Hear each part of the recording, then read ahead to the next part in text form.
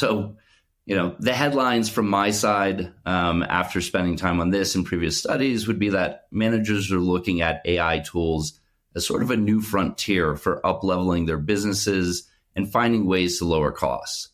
Conversely, the employee feels unprepared and fearful for their jobs. There's a lot to unpack in that, but let's start with some of the key insights. Managers are saying that they want to replace employees and that they would benefit financially and that they could lower salaries, all with the use of AI. The range is in the 40 to 50% in terms of the response levels of this opinion. What we see is that this is highly driven from their belief that AI productivity is equal to or greater to the level of their most experienced workers, with 64% of managers believing this.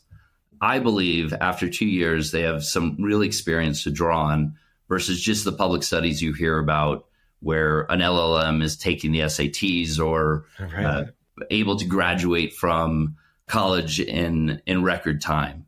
So I think there's a little bit of real life experience that's feeding into the data after 2 years of implementing technologies. From the employee perspective, is that they feel that they're in danger of losing their jobs. 66% of them feel they'll become less valuable. Half of them feel they'll end up with lower pay, and over 60% of them feel that they'll eventually lose their jobs to AI.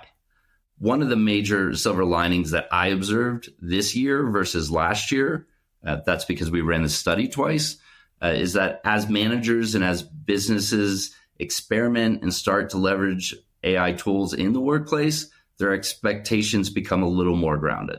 So this year, we actually saw a 30% reduction in the number of managers saying that they could replace their staff with AI.